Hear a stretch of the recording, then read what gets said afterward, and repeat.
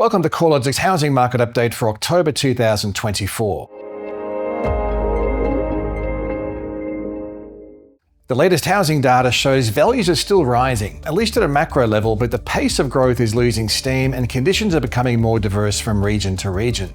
Nationally, housing values rose 1% in the September quarter, the lowest growth in the National Home Value Index over a rolling 3-month period since March of 2023, when the market was moving through the early phases of the current upswing. Demonstrating the diversity of housing conditions, 4 capital cities recorded a fall in dwelling values through the September quarter, led by Melbourne, where housing values were down 1.1%, and Canberra, Hobart and Darwin also recorded declines over the quarter. Sydney home values have continued to rise. However, the 0.5% increase through the September quarter was the lowest growth result since the 3 months ending February of 2023, when values were down by 0.3%. The mid-sized capitals, which have led the pace of capital gains through most of the upswing, are also losing momentum, although the growth conditions continue to significantly outpace other capitals. Perth values are up 4.7% through Q3, easing from 6.2% in the June quarter. The quarterly gains in Adelaide look to have also reached a peak at 4% through the quarter, and Brisbane's quarterly rate of growth has eased back to 2.7%, the lowest rise over a rolling 3-month period since April of last year.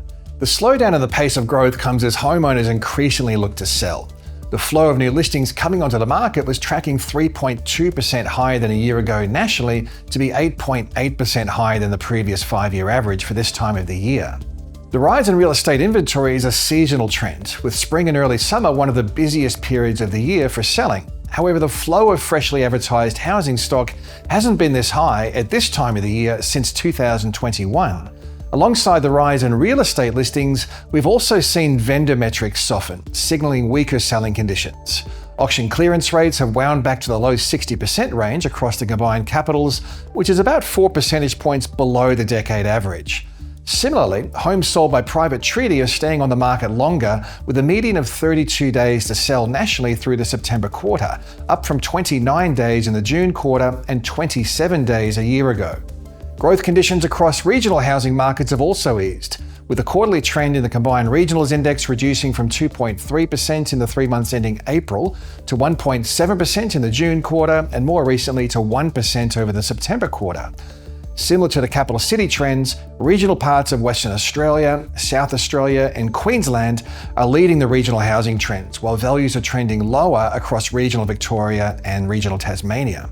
Rental growth is also settling down, with our national rental index rising by just 0.1% over the September quarter, the smallest change over a rolling 3-month period in 4 years. Sydney, Brisbane and Canberra all recorded a reduction in rents over the quarter, and rental growth is clearly losing steam in most of the other capital cities. The slowdown in rental growth is likely to be a factor of both easing net overseas migration alongside rental affordability pressures, forcing a restructuring of demand. Net overseas migration is reduced by 19% from the record highs in the first quarter of 2023, helping to take some pressure off rental demand. With a portion of household income dedicated to rental payments at a record high, it's likely the average household size has continued to increase as group households and multi-generational households become more common, further reducing demand. Now let's have a closer look at each of the capital city housing trends. Sydney home values lifted a further 0.2% in September, the 20th straight month of growth, but with values up just 0.5% through the quarter, this was the smallest rise over a rolling 3-month period since February of 2023. With 1 month of spring now behind us, Sydney listings are rising, tracking 7% above levels at the same time last year and 14% above the previous 5-year average.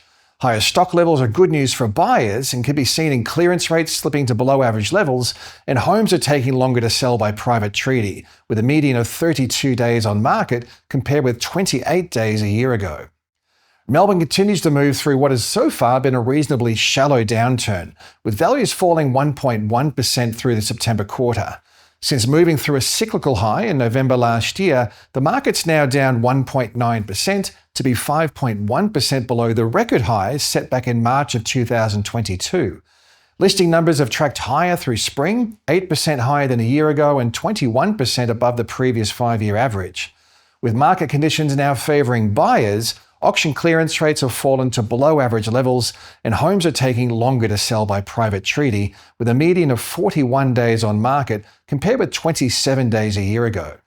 Brisbane's housing market has moved through a 20th straight month of growth, with dwelling values up 0.9% in September to be 14.5% higher over the past 12 months. Although values are consistently trending higher, the pace of growth is clearly losing steam, with a quarterly gain of 2.7%, the smallest since the 3 months ending April of last year. Listings are also trending higher through spring, tracking 4% above levels at the same time last year, but still holding 26% below the previous 5-year average. Despite the rise in listings, sellers remain in a strong position, with homes selling in a median of just 20 days through the September quarter. Adelaide housing values rose another 1.3% in September, on par with a rise in August, with little evidence that growth conditions are starting to slow down. The 4% rise in values through the September quarter has added approximately $31,000 to the median value.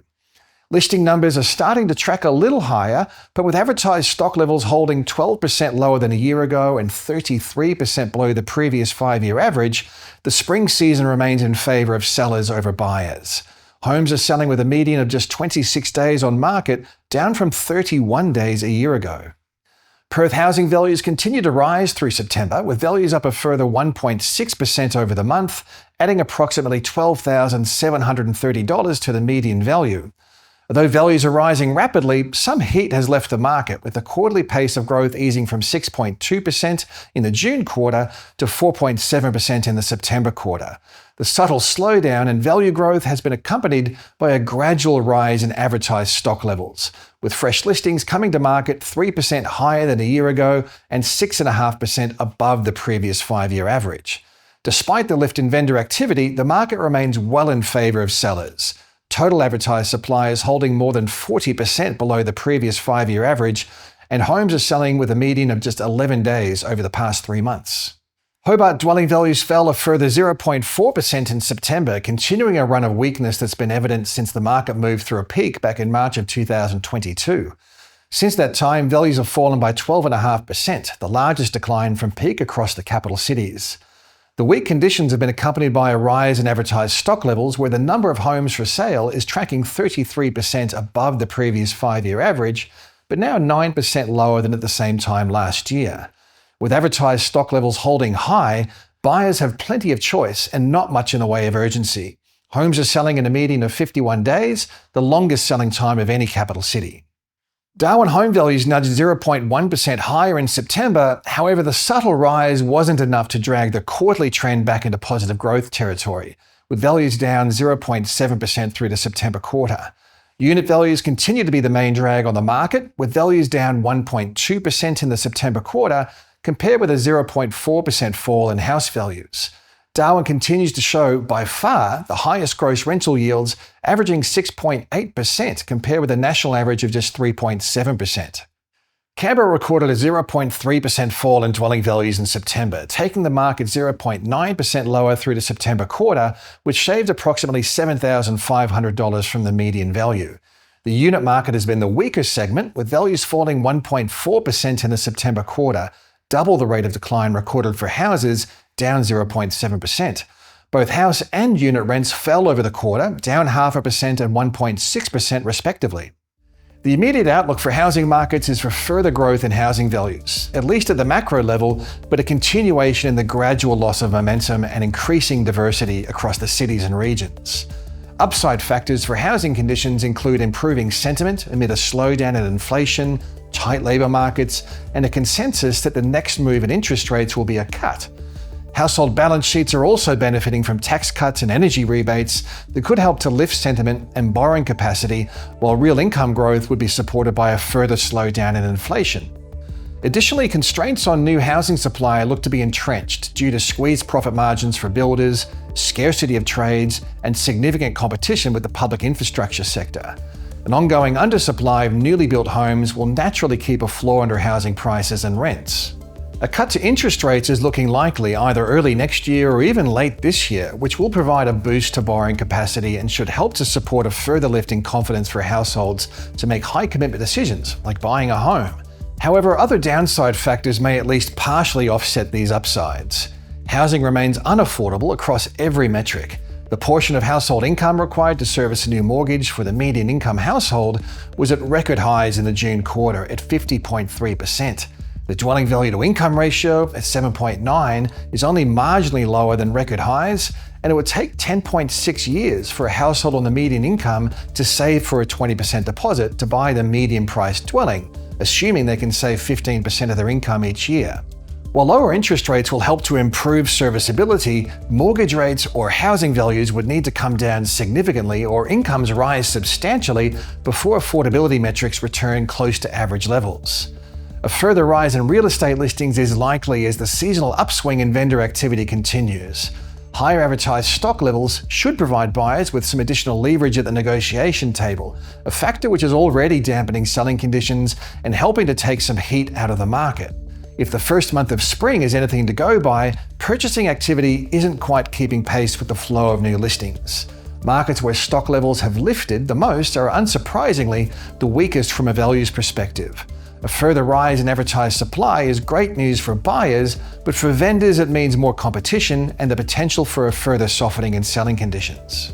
There's plenty of trends to keep across as the spring selling season progresses. If you'd like to keep up to date with all the property sector updates, make sure you tune into the news and research pages at the CoreLogic website.